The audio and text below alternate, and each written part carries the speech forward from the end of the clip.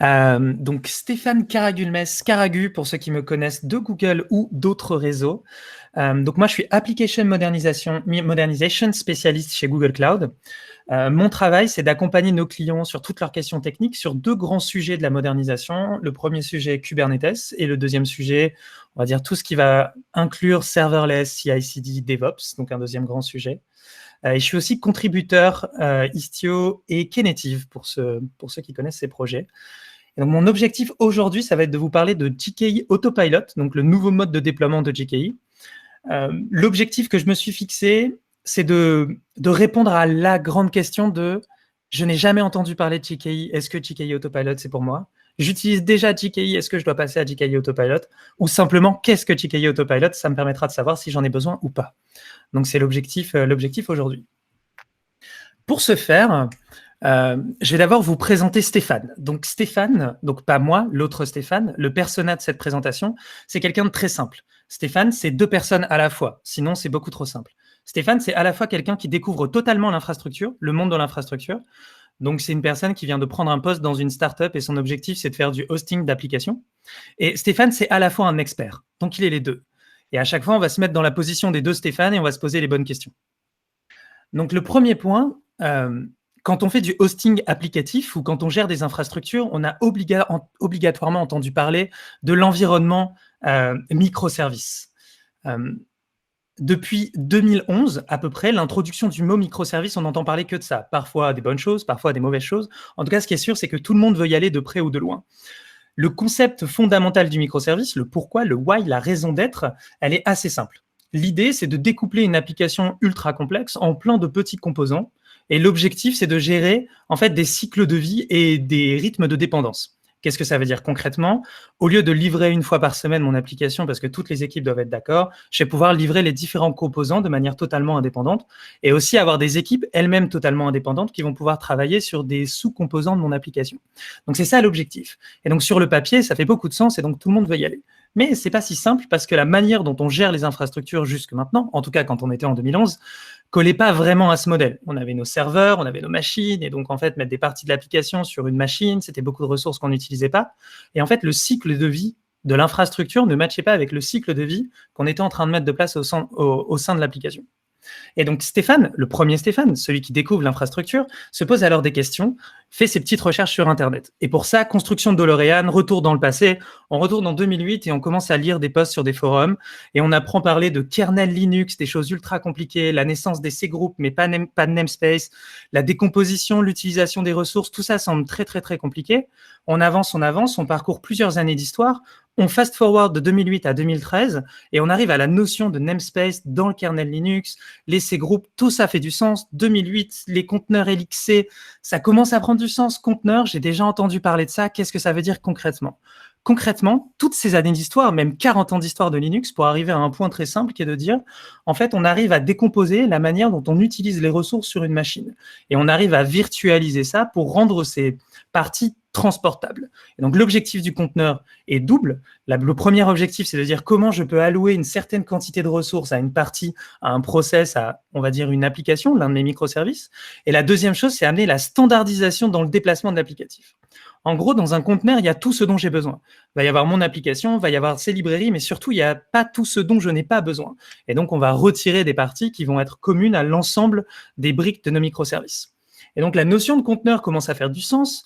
On se dirige un peu, on se balade un petit peu sur Internet. On a l'impression que tout le monde fait déjà ça, sauf les personnes à qui on pose les questions. Pourquoi? Parce qu'on se rend compte que c'est pas si simple que ça.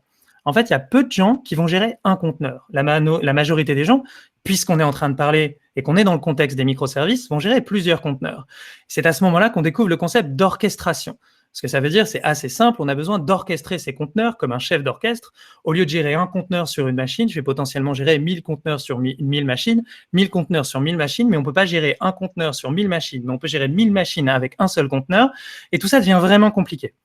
Et là, on commence à parler de notion d'orchestration. Et donc, Stéphane continue d'avancer, pas l'expert, celui qui découvre.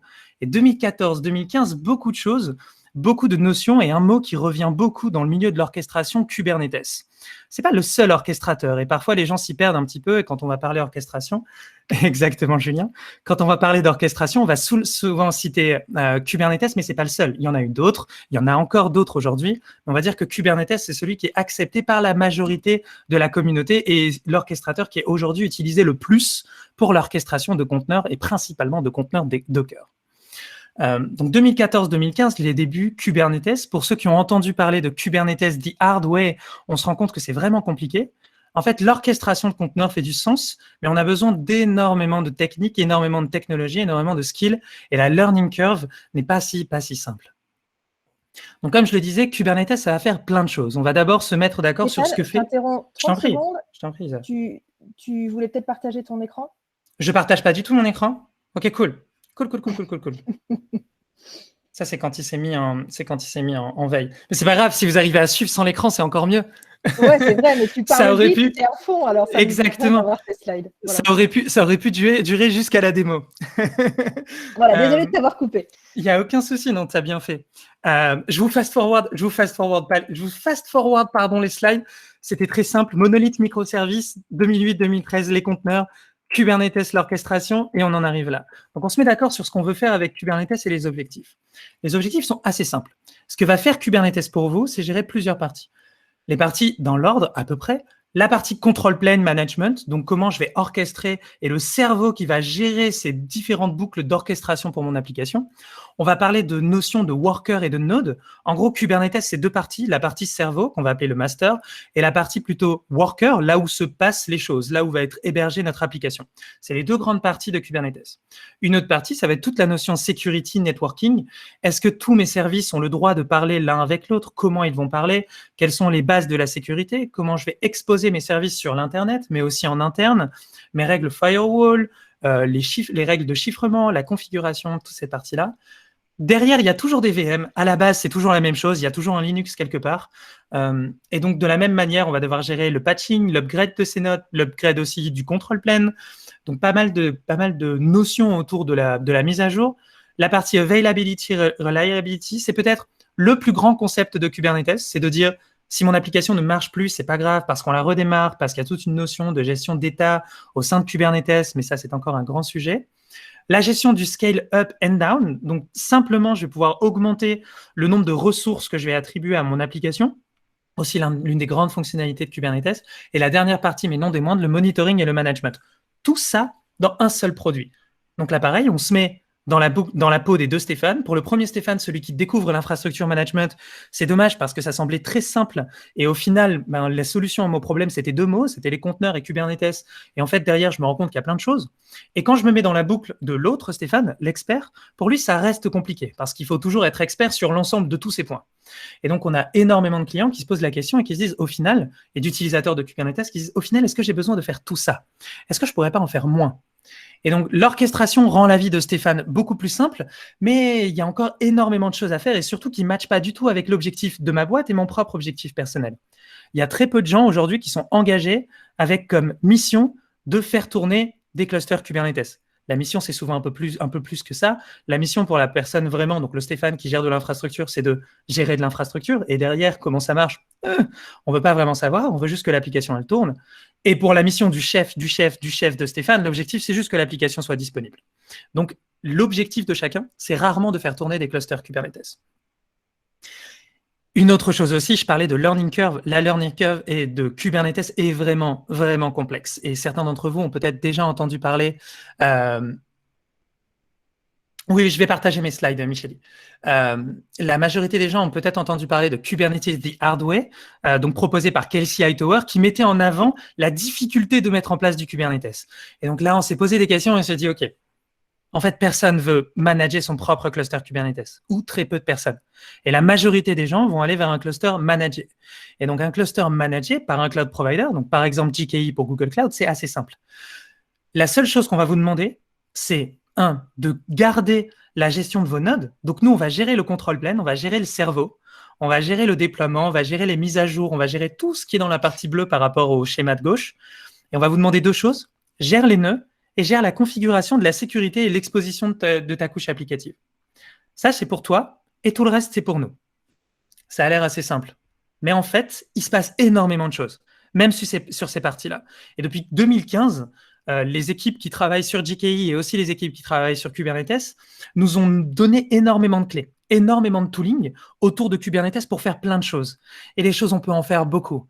Et donc, on va avoir la notion d'auto-repair, d'auto-upgrade, et il va y avoir aussi l'autoscaling.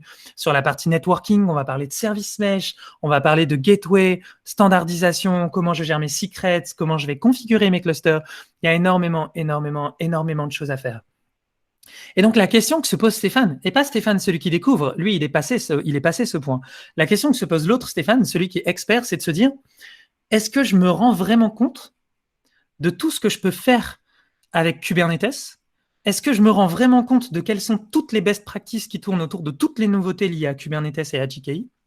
Et surtout, comment optimiser mon cluster pour qu'il soit à la fois le meilleur en termes de performance, le meilleur en termes de sécurité, aujourd'hui et demain? Et c'est vraiment ça la difficulté quand on gère un cluster Kubernetes. C'est pas le temps de le mettre en place, c'est de garder ça vrai tout le temps, toujours sur le long terme. Et ça, c'est compliqué. Et il y a une deuxième personne aussi qui pose des questions. Cette fameuse deuxième personne, le N+10, le N+20, peut-être le N+2 de Stéphane, qui se dit finalement, on a mis en place toute cette architecture, on fait tourner des conteneurs, on fait des microservices, mais maintenant, comment je vais parler de ça à mes investisseurs? Et aujourd'hui, il y a très peu de CEO, il y a très peu de CTO qui vont pouvoir aller voir des investisseurs et qui vont mettre en avant le fait d'utiliser Kubernetes et être capable de déployer 10 000 conteneurs par heure auprès des utilisateurs. Ça fait de sens pour très peu de personnes, en fait. Donc, ça ne fait pas vraiment de sens pour la personne qui gère le cluster et ça ne fait pas vraiment de sens pour la personne qui gère le cluster. Donc, on se pose des questions et on en arrive à se dire, en fait, au final, on devrait voir Kubernetes comme une seule chose. Assez simple. On devrait voir ce cluster Kubernetes comme une seule plateforme pour moderniser mon application.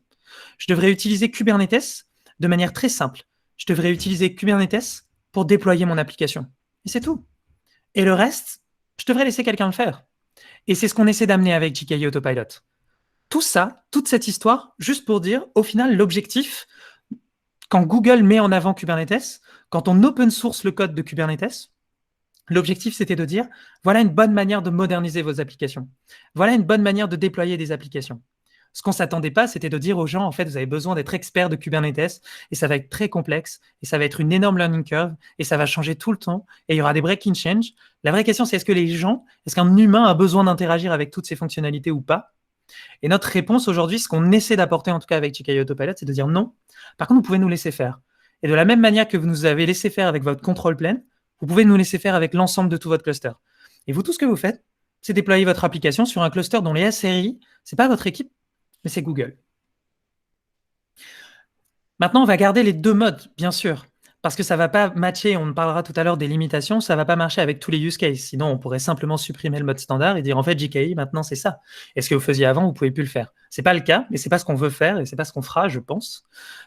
Aujourd'hui, vous avez toujours accès aux deux modes. Donc, le mode de déploiement standard, celui où vous restez maître de vos nodes, de vos workers et de la configuration, par contre, de tous les aspects de sécurité et de réseau.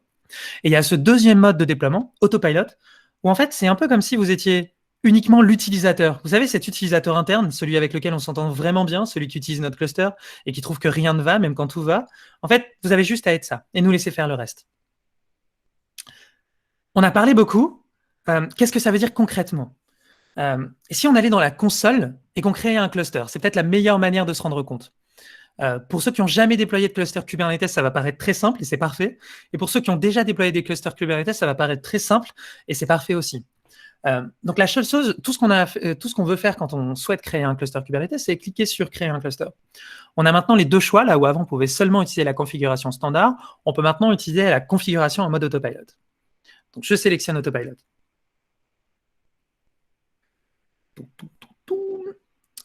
Et c'est tout.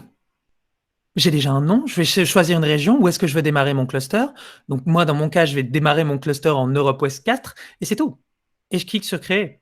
Et donc avant de cliquer sur créer, bien sûr, on va parler un peu des options de networking, ce qu'on peut faire et des options avancées, mais ça pourrait s'arrêter là.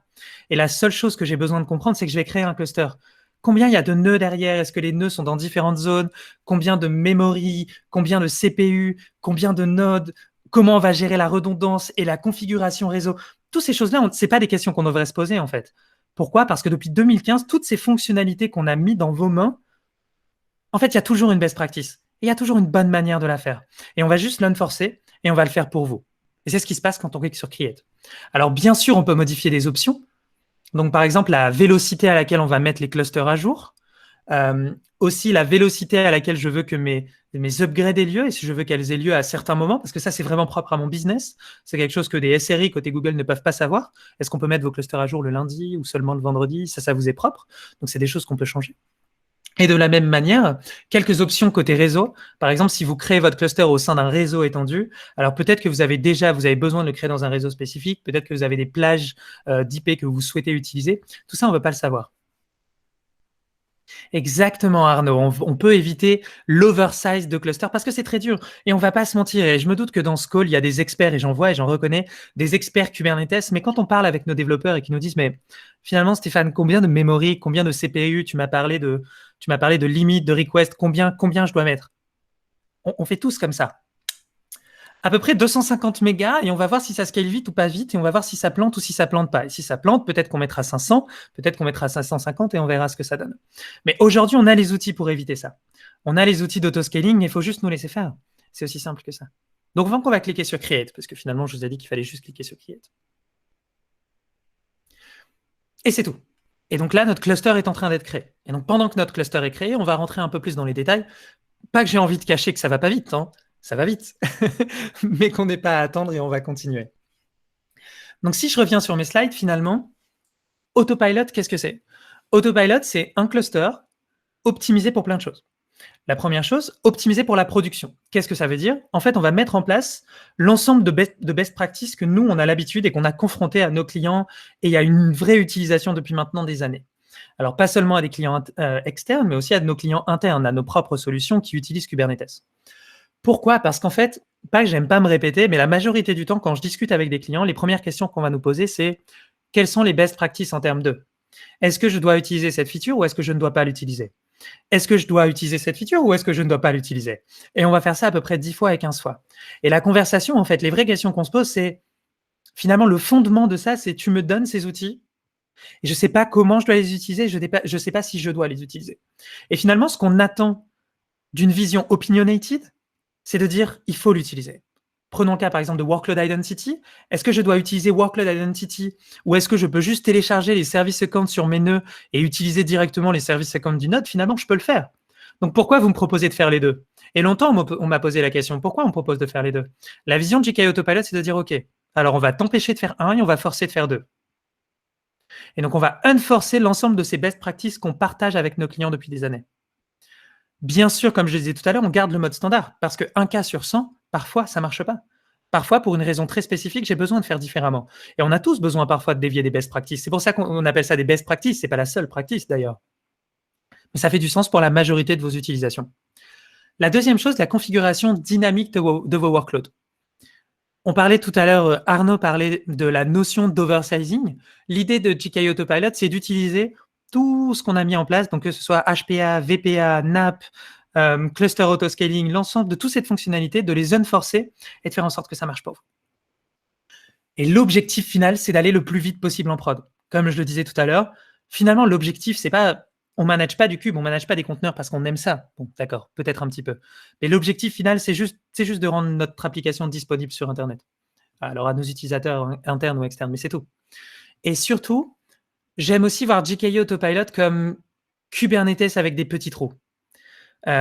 Si on a pu écrire Kubernetes the hard way, je pense que GKE Autopilot, c'est vraiment Kubernetes the easy way.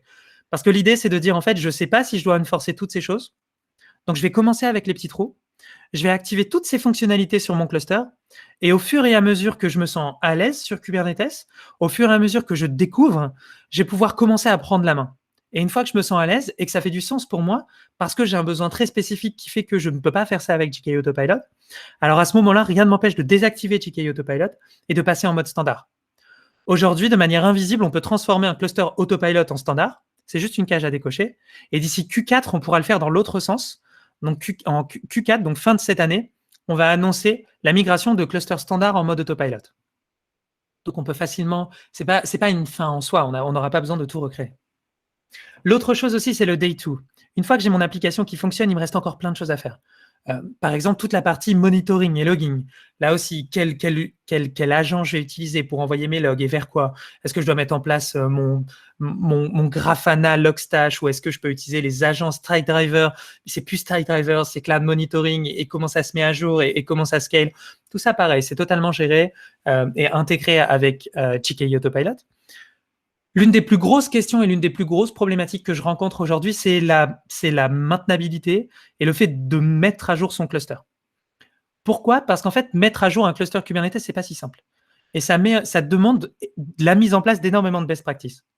Aujourd'hui, je ne peux pas mettre à jour un cluster facilement si je ne suis pas capable de downscale mon application à 0. C'est pas possible. Si mon application est entièrement stateful et que si je perds un node, je perds des utilisateurs et je perds de la donnée, je ne peux pas mettre à jour un node. On est tous d'accord là-dessus. Et donc forcément, je vais devoir me poser plein de questions. Et je vais devoir me dire, si je veux gérer mes upgrades convenablement, ça veut dire que j'ai des limites, des requests, des probes, des pod distribution budget. Donc il y a plein de questions à se poser. Et c'est pour ça qu'on va aussi enforcer ces best practices.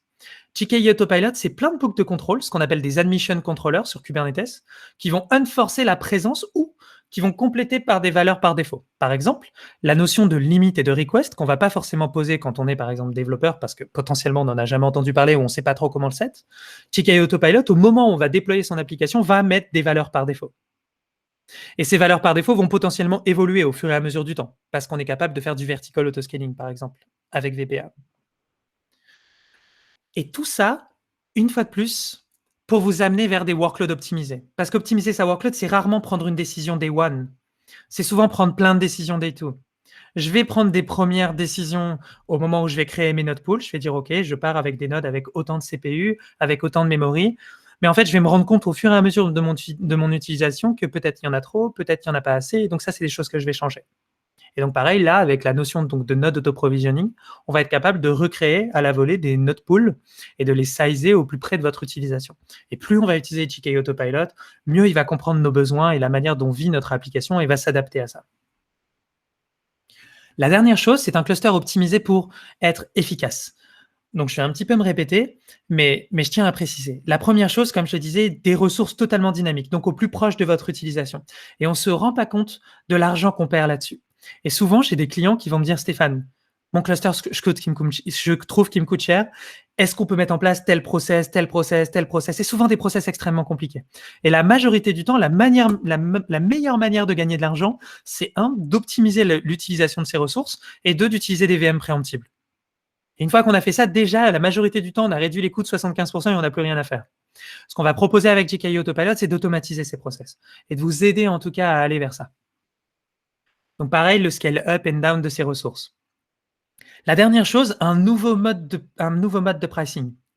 Si vous n'êtes plus responsable de vos nodes, puisque c'est plus vous qui gérez vos node pools, c'est Google, on ne peut plus vous faire payer pour l'infrastructure sous-jacente. Pourquoi? Parce que sinon, alors déjà, on pourrait tomber dans un mode un peu tordu où en fait, ça marche tout le temps si je mets les plus grosses machines, je ne prends pas de risque. Donc, on pourrait juste tout le temps mettre les plus grosses machines et faire tourner vos workloads dessus. Mais personne ne serait content de payer en continu les grosses machines. Et à l'inverse, on pourrait prendre du risque si on allait toujours vers des machines les plus petites, mais que du coup, on augmentait la vitesse de scaling. Ce que je veux dire, c'est que si je déploie, imaginons, on est dans un monde où je déploie mes pods les uns après les autres, donc mes microservices, mon application, je déploie les fonctionnalités les unes après les autres, avec 1 heure d'intervalle. Si tout est en auto-scaling, ça veut dire que je vais déployer ma première application, GKE Autopilot va donner tout pile la place pour cette première application, et au moment où je vais poser ma deuxième application, il va devoir se dire, en fait, il n'y a pas assez de place. Et donc, il faut peut-être que je crée un nouveau node pool, que j'ajoute des nodes, et donc ce scaling peut prendre du temps. Donc, il faut toujours trouver le bon niveau de scalabilité entre à la fois le moins de ressources possible et à la fois assez de ressources pour pouvoir scaler mon cluster dans des temps qui sont raisonnables. Donc ça, c'est vraiment important. Et donc, la meilleure manière de faire ça sans impacter le client, c'était de changer le mode de pricing. Ce qu'on va faire, c'est pas vous faire payer pour l'infrastructure sous-jacente, mais uniquement pour la ressource qui est consommée. Donc, pour ceux qui sont habitués à des fonctionnements stateless, par exemple, je vais prendre cette question juste après, Laurent, c'est une très bonne question. Pour ceux qui sont habitués au mode aux applications serverless, je me perds, c'est déjà un modèle de pricing qu'on aimait. Je vais payer uniquement pour ce que je consomme en CPU, je vais payer uniquement pour ce que je consomme en memory ou en storage et en network. Ça va être la même chose pour GKE. Donc, pour GKE Autopilot. Donc, très proche sur des modes de consommation, mais un peu différent sur les modes d'utilisation, et je reviendrai sur cette question à la fin de la présentation, Laurent, j'oublie pas.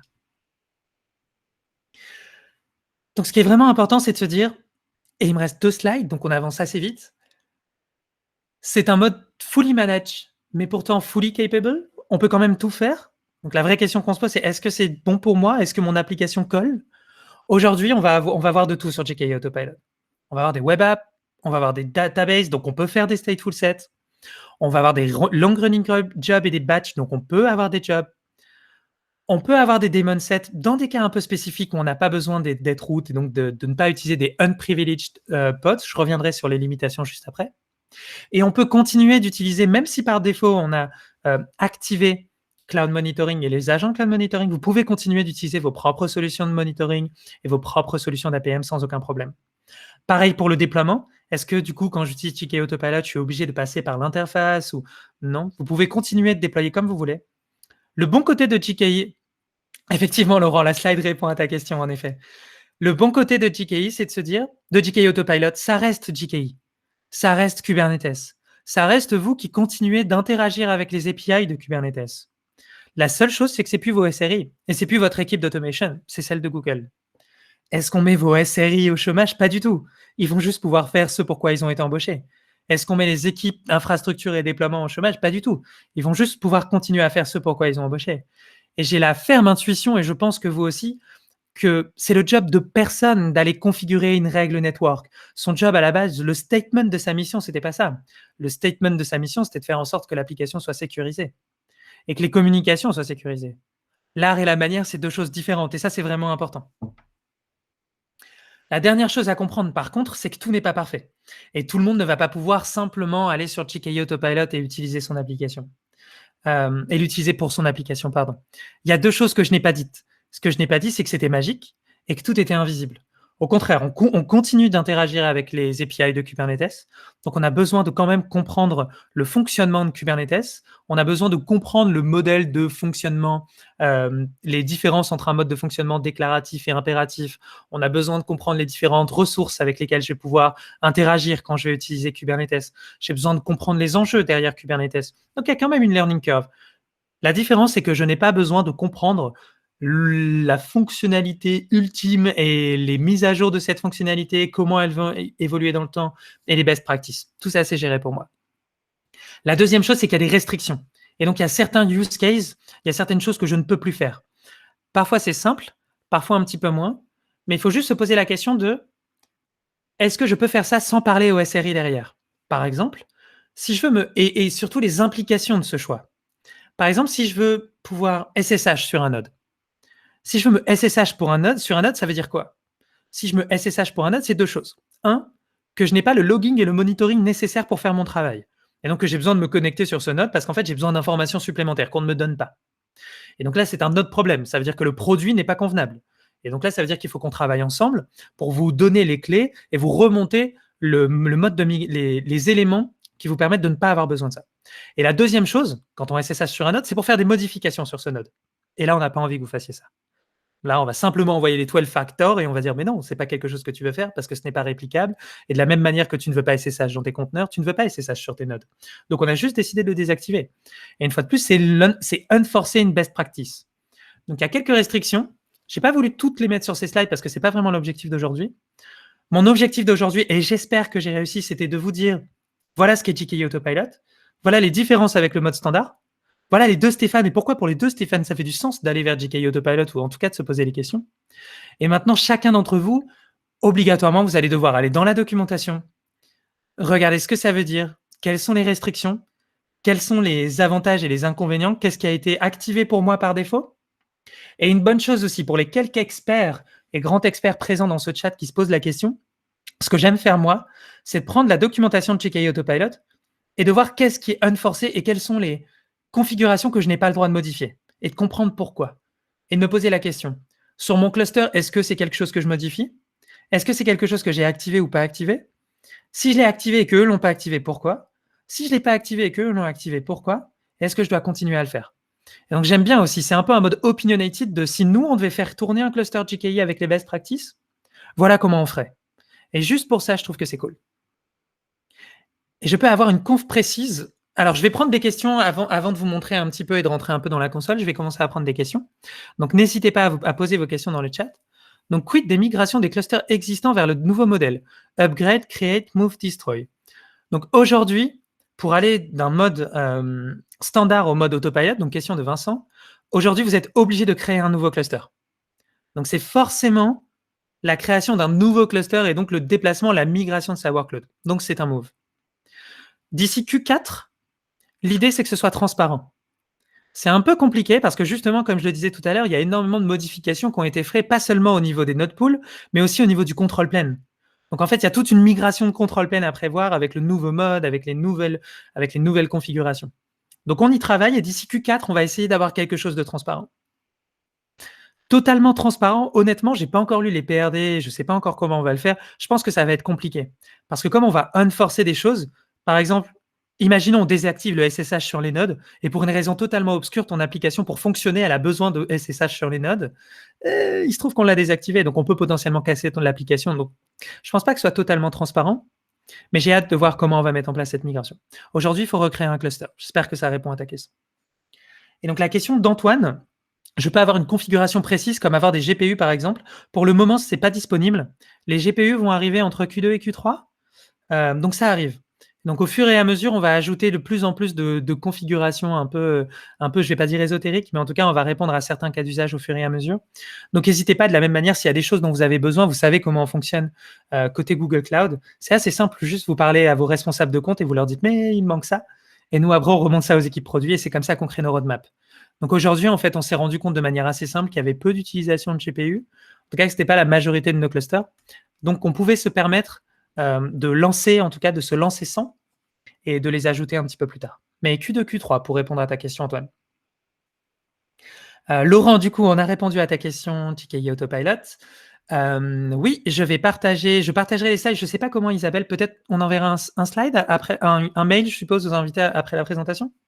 Oui, avec le recording et le lien et les prochaines dates. Exactement. Et donc maintenant, est-ce qu'il y a des questions dans Q&A? Oui, il y en a plein. Alors attendez, je finis avec le chat et je les prends dans Q&A. Il y a des questions dans Q&A. Ok, donc c'était pour dire ça. Ok, donc j'y vais. Quid de la disponibilité de certaines options type node local DNS avec GKE Autopilot? Donc effectivement ou non, ça va venir au fur et à mesure. Ça va venir au fur et à mesure. Donc c'est pour ça que je le disais, on ne va pas pouvoir passer sur toutes les fonctionnalités. Par contre, c'est vraiment, vraiment bien expliqué. Par exemple, hop, je quitte. Dans la documentation de GKE Autopilot, donc qui est là, il y a deux parties vraiment importantes. La première partie, c'est ça. Et donc, c'est comprendre la différence entre les options qu'on appelle préconfigurées, par défaut et optionnelles. Les options préconfigurées, c'est des options que vous ne pouvez pas modifier. Donc, tout ce qui est dans préconfigured, c'est comme ça et pas autrement. Tout ce qui est dans default, c'est on a fait un choix par défaut. Donc, si quand vous créez votre cluster, on ne prend pas un autre choix, alors ça sera le choix par défaut, mais c'est un choix que vous pouvez modifier par la suite. Et optional, par défaut, c'est quelque chose qu'on n'a pas activé, mais on vous permet de l'activer. Donc, par exemple, notre local cache DNS, ça serait une très bonne option optional, dans le sens où on ne l'active pas par défaut, mais si vous en avez besoin, vous pouvez l'activer. Donc là, il faut parcourir les différentes fonctionnalités pour se rendre compte. Il y en a beaucoup, comme vous voyez, c'est pour ça que je me suis dit que ce n'était pas forcément intéressant de toutes les parcourir, mais je vous invite à aller voir cette page de documentation, je vais la mettre dans le chat. Hop. Et la deuxième chose qui est importante dans cet espace, c'est toutes les limitations. Donc les limitations, ça commence là et c'est tout le reste. Donc si vous voyez à droite, il y en a beaucoup, justement parce qu'il y a plein de choses qu'on a dû unforcer pour rendre ça possible. Donc n'hésitez pas bien sûr à aller voir les limitations. Et justement là, il y a toute une partie des features qui ne sont pas supportées, donc pour se rendre compte du pourquoi. Donc très bonne question, Ronan. Question d'Arnaud. Typiquement, le daemon set de Datadog, il passe sous Autopilot? Je ne pense pas. Je ne pense pas à cause des droits, des droits nécessaires à ce daemon set. Je ne pense pas qu'il passe. Mais je l'ai pas testé directement. Après, il faut toujours vérifier parce que souvent, surtout pour les root containers, souvent il y a des solutions de contournement. Donc parfois, par défaut, il ne fonctionnerait pas, mais avec peut-être un petit peu de contournement et désactiver 2-3 features et changer une image, on pourrait le faire fonctionner. Mais pour celui-là en particulier, je n'ai pas testé. Il faudrait le faire. le network interpod et potentiellement interzone est-il facturé? Donc ça, c'est la même chose. C'est une très bonne question, Kevin. C'est la même chose que le GKE auquel vous êtes habitué aujourd'hui. Donc sur GKE aujourd'hui, comment ça fonctionne? Le trafic interpod d'une même zone n'est pas facturé. Ce qui est facturé, c'est quand on change de zone ou quand on change de région. Et donc là, ça va être important de travailler avec vos spécialistes ou avec vos équipes pour comprendre comment utiliser au mieux les pods affinity, par exemple, ou la node affinité pour être présent sur une seule zone, parce que donc par défaut, là, comme on ne le précise pas, on va pouvoir faire ce qu'on veut. Donc effectivement, si vous laissez le cluster créer des node pools sur 2 zones différentes et qu'il y a des pods qui communiquent et qui sont sur des node pools différents, potentiellement, ça peut créer de l'égresse interzones. Donc ça, il faut jouer avec les affinities pour éviter cette problématique. Très bonne question, Kevin. Vous avez que des bonnes questions, c'est incroyable. Alexandre, je reste intéressé par détailler les différences entre Cloud Run et GKE Autopilot. D'accord, donc très bonne question. La première grande différence entre Cloud Run et GKE Autopilot, c'est l'interface exposée. GKE Autopilot, on continue de communiquer et l'interface avec laquelle on va travailler, c'est l'interface de Kubernetes, c'est la Kubernetes API. L'interface avec laquelle on va communiquer, quand on utilise Cloud Run, c'est les API de Knative. Donc, c'est deux mondes qui sont différents. Donc l'objectif n'est pas le même. La question qu'on doit se poser, en fait, si on devait choisir, on peut tourner la question un peu différemment, si tu me le permets, Alexandre, c'est de quoi j'ai besoin finalement. Est-ce que j'ai besoin de GKE Autopilot? Est-ce que j'ai besoin de Kubernetes ou est-ce que j'ai besoin de serverless? Est-ce que j'ai besoin de... Je me moque finalement de comment ça tourne. Et souvent, le pourquoi, ça va être sur quelles sont les compétences que j'ai déjà en interne. Si j'ai pas de compétences Kubernetes, ça va être très compliqué. Donc déjà, je suis en train de dévier vers Cloud Run. Et quel niveau de portabilité j'ai besoin? Souvent, on va dire Kubernetes, c'est la portabilité. Parce que si j'utilise Kubernetes, alors je peux faire du Kubernetes partout et je peux faire tourner du Kubernetes partout. Par contre, si j'utilise Cloud Run, c'est les API de Cloud Run. Là, il y a des gens qui vont dire, mais non, c'est les API de Knative, donc c'est portable. Cloud Run, c'est pas vraiment Knative. Cloud Run, c'est une implémentation des API de Knative. Et du coup, je connais bien le sujet. Donc, c'est pas vraiment Knative. Donc, quand on le porte, c'est pas totalement transparent. Et le sujet de la portabilité, ça va toujours au-delà finalement de ça. Parce que la portabilité, c'est aussi qu'est-ce que j'utilise pour mon logging, pour mon monitoring, pour l'IAM, pour le load balancing, l'exposition de mes services. Et donc, c'est des sujets beaucoup plus larges. Et donc c'est plutôt ça les questions qu'on va se poser. By the end of the day, je pense que c'est quelles compétences je possède en interne et qu'est-ce qui fait du sens pour moi à un instant T. Si j'ai pas les compétences Kubernetes, très vite, je vais orienter vers Cloud Run, vers une solution un peu plus managée dans la scène de management, plutôt que de devoir faire apprendre toutes les Kubernetes API. J'espère que ça répond à ta question, Alexandre. Super. Question de Sacha. OK, on ne peut se connecter en SSH sur un node. Mais pouvons-nous SSH sur un pod? Enfin, exécuter un bash. Oui, ça, tu peux toujours le faire. Sauf networking policy qui te dirait de ne pas le faire.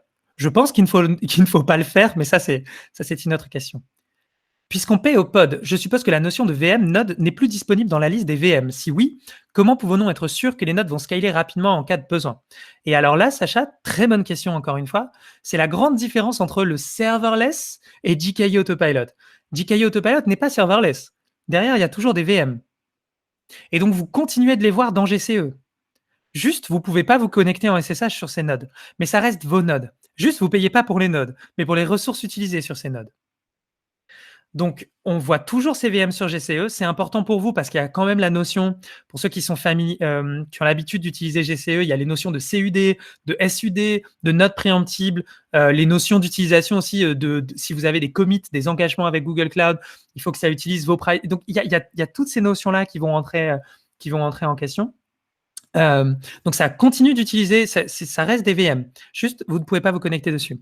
Maintenant, comment être sûr qu'ils vont scaler rapidement? C'est toujours des choses que tu peux override, Sacha. Donc, aujourd'hui, rien ne t'empêche de toujours déployer une ressource de type HPA, une ressource de type VPA, une ressource de type NAP, et tu peux override pas mal de choses. Maintenant, de la même manière, ça reste une black box, et c'est ce que je disais tout à l'heure. Je pense que dans l'utilisation, il y a des gens pour qui ça va faire du sens, il y en a pour qui ça va pas faire du sens. De la même manière, l'autoscaling de Cloud Run ou d'App Engine, pour certains utilisateurs, il est parfait, il correspond à leurs besoins. Pour d'autres utilisateurs, c'est pas le bon outil. Et je pense que c'est encore trop tôt pour voir le reach qu'on va avoir en termes d'utilisation.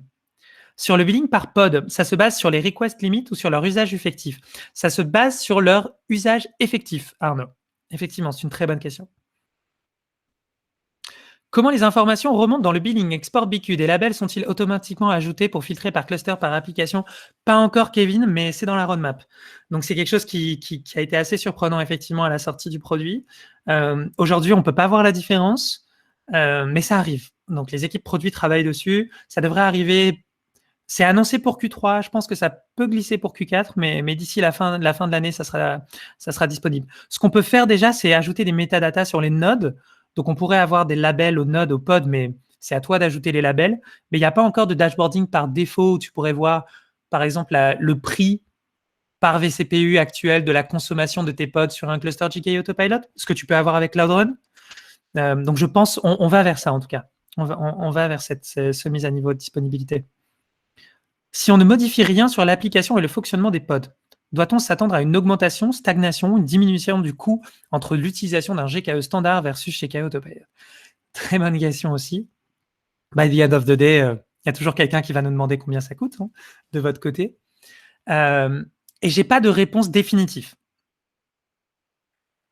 Aujourd'hui, si vous utilisez GKE Autopilot aujourd'hui, ça va vraiment dépendre de votre use case. Pourquoi? C'est jamais simple, hein, les réponses. Là, on voit le côté sales. Il n'y a pas de oui/non et la réponse est vraiment pas simple. Pourquoi? Deux scénarios. Imaginons, on est dans un scénario où rien n'est optimisé. Et votre cluster, vous avez fait une migration lift and shift et vous utilisez votre cluster GKE juste pour avoir une technique simple de provisioning de VM et d'upgrade et de gestion de cycle de vie. Ce qui est le cas de beaucoup d'utilisateurs de Kubernetes. Dans ce cas-là, vous allez voir la différence et ça va tout de suite être moins cher. Puisque vous allez payer uniquement pour ce que vous consommez, ça va faire du sens si vous êtes dans une situation où vous êtes oversizé et vous savez que vous êtes oversizé. Dans l'autre use case, le use case où vous avez commencé à faire de l'optimisation et vous avez déjà un cluster optimisé et surtout que vous avez poussé au maximum les niveaux d'optimisation, par exemple l'utilisation de CUD, aujourd'hui, GKE Autopilot ne prend pas en compte les CUD. C'est quelque chose sur lequel on travaille et qui arrive dans les semaines qui arrivent là, peut-être moi au Q3 en tout cas. Et donc pour certains utilisateurs qui ont par exemple des CUD sur 3 ans, potentiellement GKE Autopilot, comme ils ne l'utilisent pas, il sera plus cher. Maintenant, il y a autre chose à prendre en compte aussi, c'est le temps que je passe à gérer mon cluster, GKE. Et je pense que pour pouvoir vraiment comparer mes coûts sur GKE standard et mes coûts sur GKE Autopilot, il faudrait réussir à quantifier le temps que je passe à maintenir mon cluster GKE Autopilot, le temps que je passe à maintenir mon cluster GKE, le coût par heure que je passe sur ces clusters est vraiment comparé. Et je pense que si on ne fait pas ça, effectivement, on peut se poser la question. Mais l'objectif, en tout cas, l'objectif principal, l'objectif qu'on a en tête sur le pricing, c'est qu'à la fin de la journée, ce soit moins cher pour vous. En tout cas, on tend vers ça.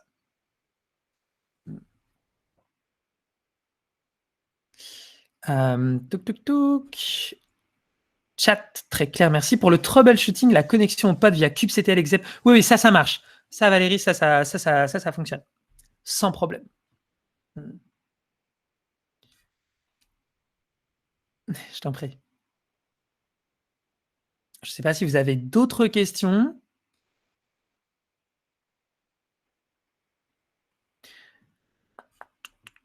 N'hésitez pas. Surtout si ce n'est pas clair.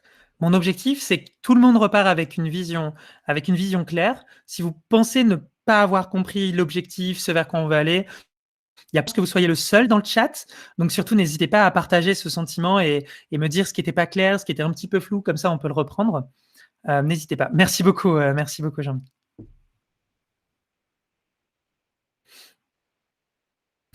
Top, c'est gentil. Autre question dans le Q&A et après on va passer rapidement sur la console, mais en soi il n'y a pas grand chose à montrer. Je peux juste montrer à quel point c'est simple, mais il n'y a pas grand chose à montrer puisque dans le sens tout ce que je vais faire c'est interagir avec l'API de Kubernetes et faire une démonstration de GKE Autopilot, c'est faire une démonstration de GKE en fait. Juste on montre qu'on fait moins de choses. Il y a un coût de base pour un cluster GKE Autopilot comme pour le mode standard. Oui, il me semble. Alors là, tu me prends un tout petit peu au dépourvu. Mais regarde, ça va être assez simple. Alors, c'est le même pricing, c'est dans la même, c'est la même page de pricing que Kubernetes. Donc, on n'a pas créé un. Donc, il y a un flat fee. Tu vois, il y a un flat fee de 10 centimes par heure par cluster. Donc, qui est exactement le même que le mode standard. Donc, on n'a pas créé une page de pricing propre à TKE Autopilot. C'est sur la même page, mais on a séparé les deux nodes. Donc, ça vous permet de voir les coûts. Je vais vous mettre ça dans le chat aussi. Très bonne question, Kevin. Touc. Et voilà. Donc pour les démos, je vous donne un petit tips. La manière dont petite question. Je ne suis pas familier avec GKE, mais j'ai pas bien compris les accès SSH. Si on a besoin de pouvoir se connecter à notre VM, on ne peut plus. Effectivement, Christophe. Si tu as besoin de te connecter à ta VM, tu ne peux plus. La vraie question, c'est est-ce que tu en as vraiment besoin? Et normalement, non. Normalement, non. En fait, souvent, ça cache quelque chose. C'est ce que je disais tout à l'heure. Souvent, ça cache un manque de logging, de monitoring, en fait, un problème d'observabilité. Ça veut dire que je n'ai pas en main tout ce qui me permet de résoudre mon problème. Et donc ça, il faut le régler, mais d'une autre manière. Ou souvent, c'est la mise en place de mauvaises pratiques. Par exemple, non, mais je dois me connecter à mon node pour changer une configuration parce que j'ai besoin de me connecter. Il faut que j'ajoute des passwords ou des variables d'environnement. Et donc ça, c'est juste des best practices, le manque de best practices. Et donc ça, on peut le combler. Donc normalement, on doit pouvoir faire autrement. J'espère que ça répond. Pas faux, c'est vrai, mais je t'en prie, Christophe. Donc mon petit tips, c'est la partie learn ici.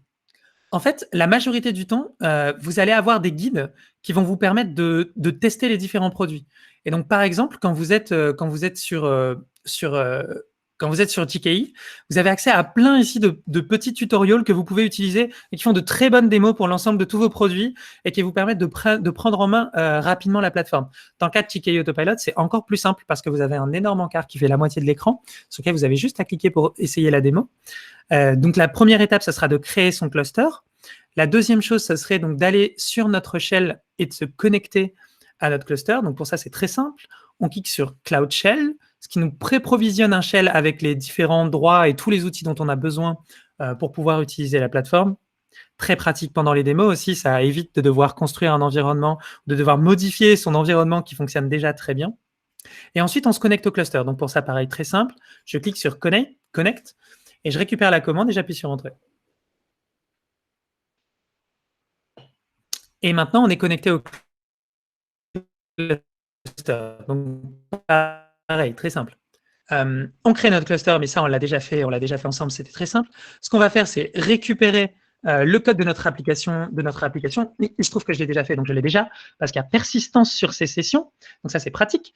On va aller dans notre application, et pareil, la seule chose qu'on a à faire à la fin, finalement, comme je le disais, c'est pour ça que c'est plus des démos Kubernetes que des démos Autopilot. Il y a un truc peut-être qui est assez intéressant. On va aller voir notre cluster. Il y a peut-être une chose qu'on peut voir. Ce qui est intéressant, c'est quand on va sur la partie node pool, pardon, je me suis perdu. Je me perds parce que j'ai pas. Ah oui, non, mais je suis bête. Quand on est, sur notre cluster, ce qui est intéressant, c'est qu'on ne voit pas les nodes. Pour ceux qui sont habitués à GKE, il y a une autre table ici qui est le node et la configuration de ces node pools. Ici, on ne le sait pas et c'est pour ça que je ne l'ai pas trouvé. Et j'ai même cherché parce que je ne l'ai pas trouvé, le classique utilisateur de GKE. Et parce qu'en fait, on ne veut pas savoir combien il y en a maintenant. On peut toujours, pareil, pour ceux qui sont habitués, rien ne vous empêche de kubectl get node et de quand même voir les nodes qui sont disponibles sur votre node pool, comme je le disais. Et c'est ça la différence avec un service serverless. Merci Alexandre, à bientôt. C'est ça la différence avec un service serverless. Dans du serverless, je ne sais pas qu'il y a des serveurs derrière. Là, on est plutôt sur de l'automatisé, on est plutôt sur quelque chose qui est géré pour vous. Donc, on peut quand même voir ce qui tourne derrière. Donc là, j'ai quand même accès à la liste de mes nœuds. Et donc, pourquoi je vous montre ça? Si maintenant, j'apply les manifestes, et donc je vais déployer de la charge sur mon cluster,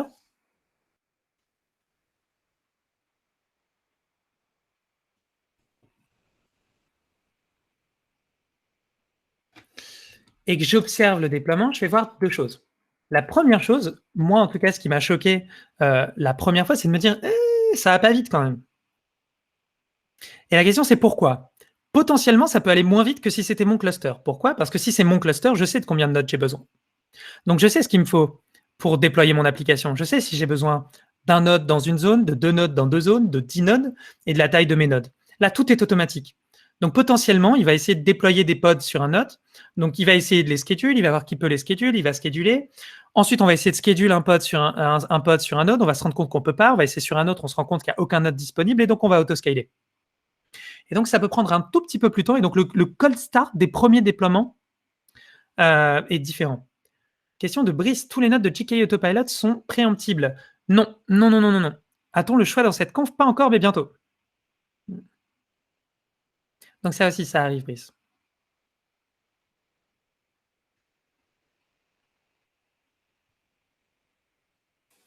Donc forcément, ça prend un tout petit peu de temps, comme je le disais, et on le voit en fait ici. On voit que j'ai des conteneurs qui sont en pending, donc qui attendent de pouvoir être scheduled, donc il n'y a pas le nombre de nodes, il n'y a pas la ressource pour être schedulé, et j'en ai certains qui sont en cours de création.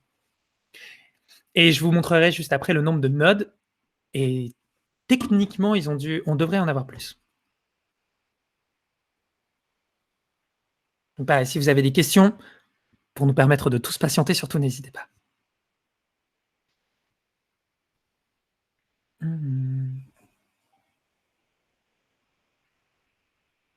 On n'est pas loin de la fin. Autre chose aussi, mais on peut en parler, c'est assez intéressant. Vous vous rendez compte qu'il y a certains pods qui étaient dans l'état running et qui sont repassés dans un état précédent. Pourquoi? Parce que potentiellement, l'assumption qui a été faite, c'était d'avoir un premier node pool avec des VM d'une certaine taille. Et en fait, on se rend compte que ces node pools n'ont des VM qui ne sont pas assez grosses. Et donc, au lieu, parce qu'on se pose deux questions, il y a le cluster autoscaling qui va dire, en fait, il faut que j'ajoute des nodes pour pouvoir scaler. Et il y a node auto-provisioning qui, lui, va dire, non, non, non, non, en fait, les nodes sont trop petits. Et donc, en fait, pour optimiser, il faut créer un nouveau node pool avec des nodes plus gros. Et donc, c'est ce qui est en train de se passer, en fait. Et c'est pour ça qu'on voit des pods qui sont scheduled, puis unscheduled, puis dans l'état recreating. Autre petite question, quelle liberté a-t-on sur la définition des node pools dans un use case avec des node pools préemptibles, non préemptibles? Pour le moment, c'est pas possible. Tout ça, ça va arriver Q3, Q4. Pour le moment, c'est pas du tout possible. Tu peux rien faire qui touche un node. Question de Gaël, comment suivre sa consommation globale en CPU d'un autopilot? Avant, on pouvait regarder le nombre de nodes. Donc là, maintenant, il ne faut vraiment pas hésiter à utiliser donc Cloud Monitoring. Et dans Cloud Monitoring, tu peux voir le nombre de CPU associé à un cluster. Donc, tu ne pourras pas voir le par node, mais tu pourras voir le global. Et il y a des nouveaux dashboards, du coup, qui arrivent pareil, qui arrivent sur Q4, qui seront beaucoup plus précis, qui seront au pod. Et donc, tu pourras avoir une consommation dollars par vCPU, ou par memory, ou par storage, par ephemeral storage, par pod. Ça arrive, c'est roadmap.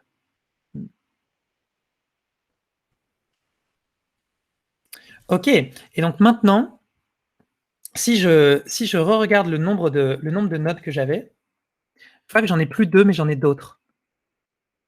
Donc ça, c'est vraiment intéressant. Donc, il n'y a pas eu, sans rien faire, je n'ai pas mis en place d'auto-scaling. Je n'ai pas configuré node auto-provisioning, cluster auto-scaling. Je n'ai pas configuré les nodes pour le scaling.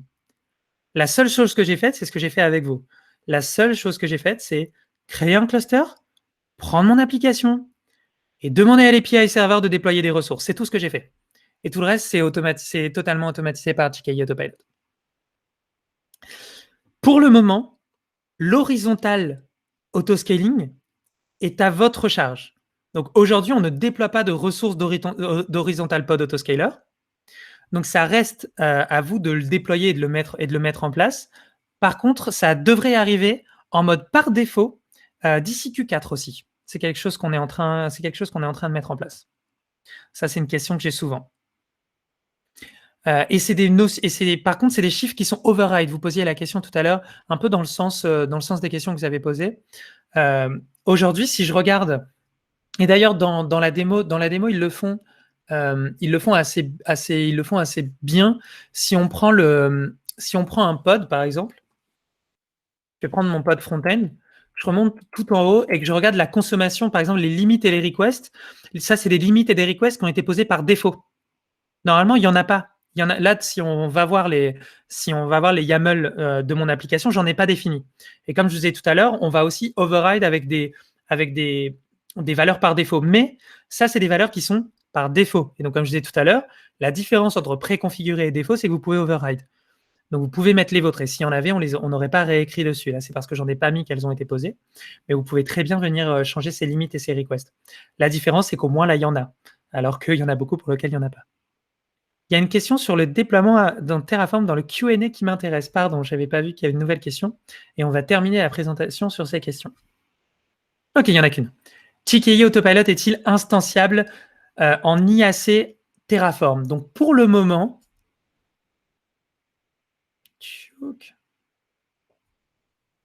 Alors, je vérifie parce que du coup, Clément va peut-être m'empêcher de dire une bêtise. J'ai pas vu la mise à jour. S'ils ont activé le mode Autopilot, s'ils l'ont ajouté dans la doc, je l'avais pas vu. Enable Autopilot, ok. Donc, c'est assez récent dans Terraform, la prise en compte de... Parce que, donc, si vous pouvez le voir aussi, donc Clément est plus à jour que la documentation officielle. Merci Clément. Dans la documentation officielle, justement, Terraform est dans les features non supportées parce qu'elle n'avait pas l'intégration n'avait pas encore été développée et c'est quelque chose qu'on suivait de près. Mais donc effectivement, si c'est désormais dans la doc de Terraform, ça doit être disponible depuis peu. Donc parfait. Donc possible. La seule chose, là où il faudra faire attention par contre, Christophe, c'est qu'il y a des choses qui sont disponibles dans Terraform et que du coup l'API server ne va pas accepter aujourd'hui. Par exemple, depuis ton Terraform, tu vas, et Sacha, pardon pour la question, depuis le Terraform, vous allez pouvoir, par exemple, configurer vos node pools. Et en fait, quand vous allez lancer votre Terraform, l'admission controller, il va juste vous dire non. Et il va juste vous dire, bah, en fait, non, tu ne peux pas changer, c'est des options que tu n'as plus le droit de configurer. Donc, il y aura quand même des changements. Ça sera pas les mêmes. Il y aura des choses en moins que si tu crées ton cluster chez KE en standard. Voilà. Donc, c'est tout pour moi aujourd'hui. On est dans les temps. Je ne vais pas vous faire déborder. Merci beaucoup d'avoir pris le temps. Vous étiez nombreux aujourd'hui, c'est top. J'espère que ça vous a plu. Si jamais vous avez des questions concernant TKI Autopilot, surtout n'hésitez pas à m'envoyer un mail. C'est assez simple. Vous reprenez la première slide, @scaragus@google.com. Surtout n'hésitez pas. Merci à vous.